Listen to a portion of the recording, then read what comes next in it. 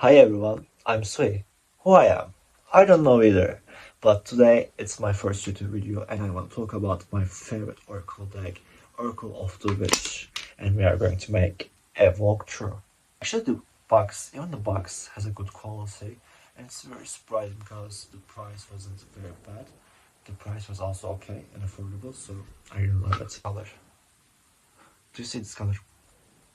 I'm obsessed with it because this color is so good.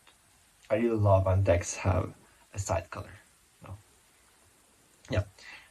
Let me show you the background image this deck has a good one because I really love the imagery on it because when the card comes upside down you have no idea whether it's upside down. You know, I think it's very interesting. It's giving me Sabrina vibes. I'm obsessed with that show and Sabrina vibes, this deck. Perfect. High Priest. I really love the High Priest.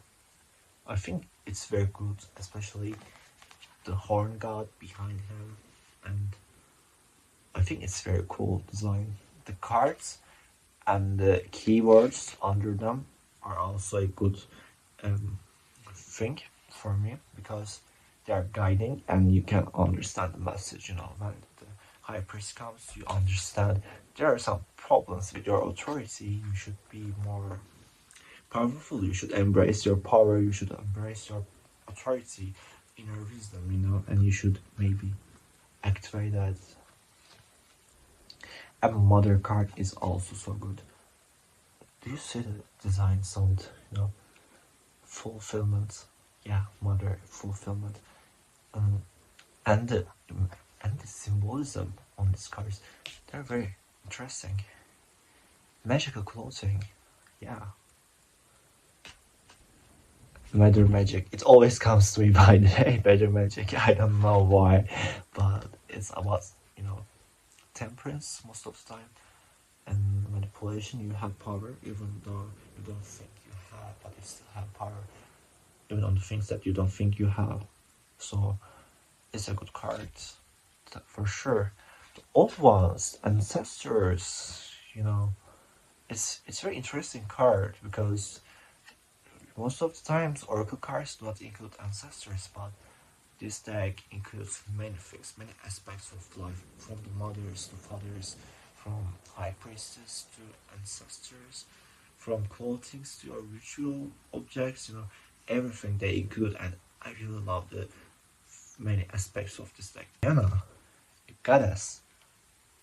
It's very interesting to include a goddess, especially the goddess of the hunters.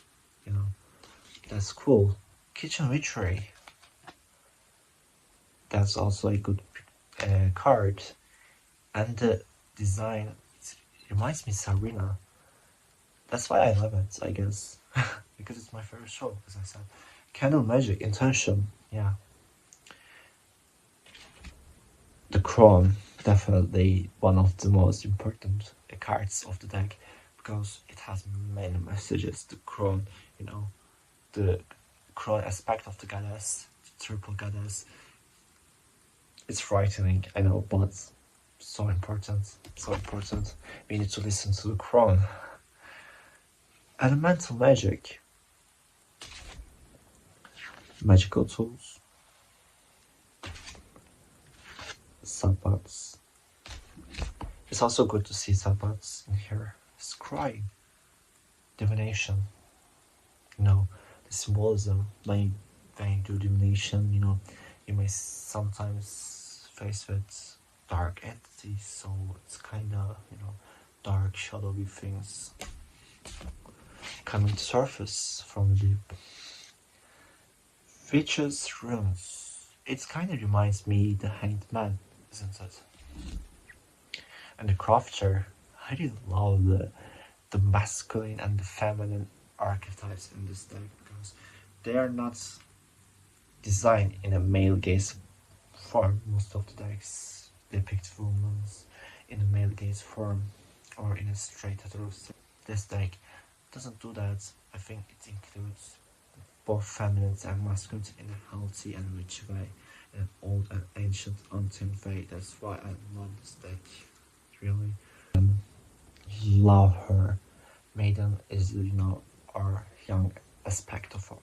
So, Maiden is also cool, innocent, not magic, binding. Herb Garden, also the cover of the box. So, I really love this, by the way. It was the one that, oh my god, took my attention. Mood. I never got this card in my readings. It never came. It never came. Hecate. Love her. This is our second goddess in this deck. I love her, love her, love her, love her so much. And puppets. It's also good. And ritual magic. Wow. Wow.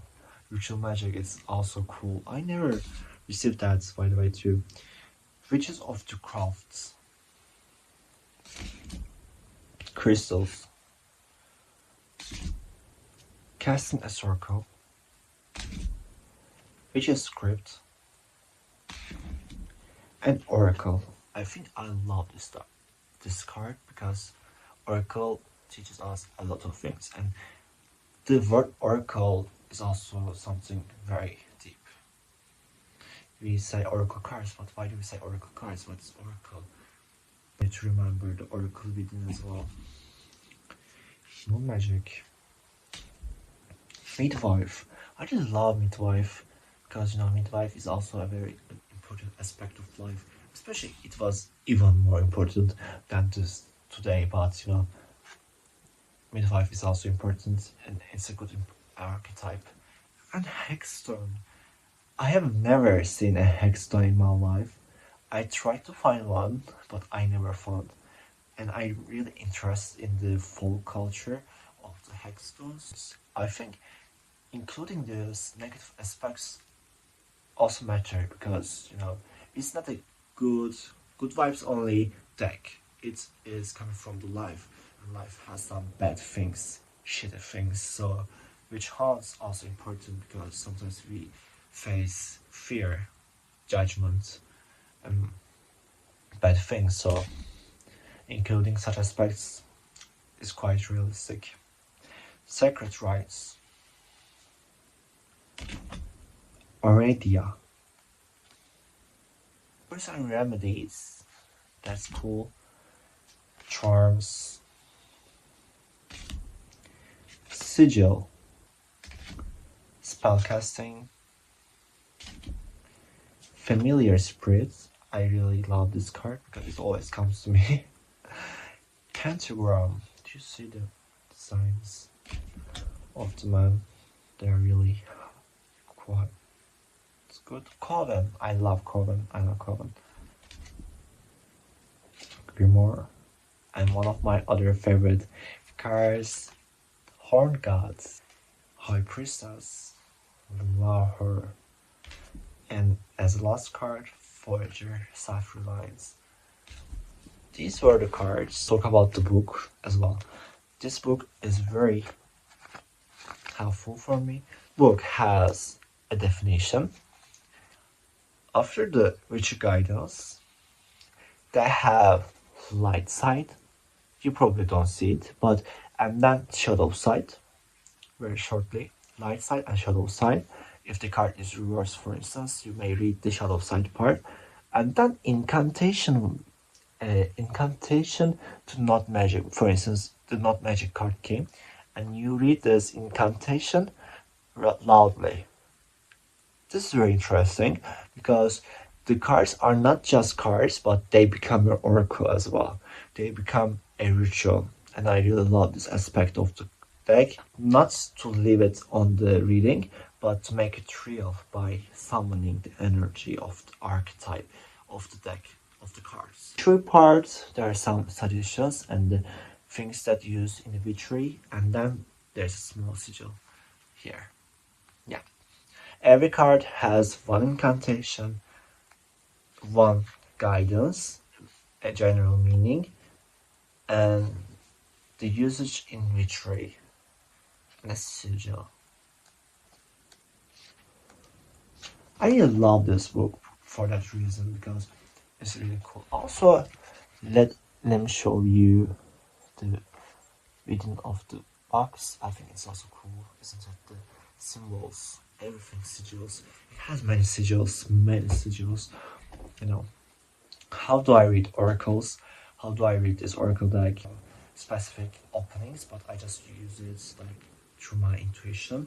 I just pull a card and say, yeah, it's okay, over. I just pull 3 cards or 5 cards or 6 cards.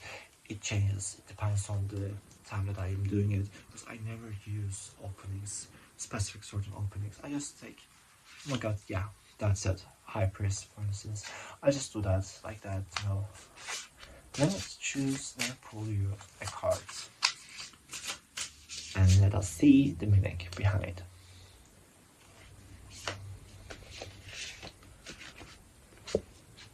Horn God. Yeah.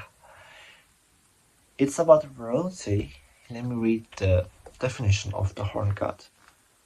Feed and seed me, Lord of the land, with your timeless pleasures burning deep within me. Your love of nature and desire as a seeker to attract some male presence into your life has unknowingly summoned to you the Horn God of royalty and the essence of raw masculine sexuality you crave. His breath on your neck will send shivers down your spine, making your pulse race in a frenzied desire to become one with the wild essence of the Lord of the Woods. He knows your innermost sacred thoughts, your unspoken sexual desires, for they ooze from the very fiber of your being, awakening and unleashing orgasmic acts from within. Actually, this card is more about the sexual desires and fantasies that lies within you, and it is a card to tell you embrace them. Do not suppress them, do not repress them. Embrace them. Let them open, let them be seen, let them be heard, let them be witnessed, because through witness, through being seen, through being heard, they will lose their power on you and you will obtain yourself. If you have an untamed energy within, you should be untamed, of course. Why do you tame yourself? You should acknowledge it and you should embrace your power, your sexuality. The Horn God is villainized because of his sexuality. Why do you feel so bad about your sexuality? You know, it's all about that. Let me read the incantation to the Horn God. Stand up, be strong and do the deed. Sow deep his natural virile seed. Sacred union, sexual right. Horny for tonight's the night. Horn God magic is work with harm to none. So mote it be, there it is done. Yes, this was the walkthrough of this deck. I am planning to make some other walkthroughs from my other decks. But now, it's enough, I guess. I hope so.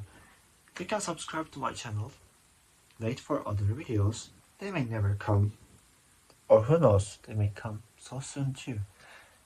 See you, bye bye.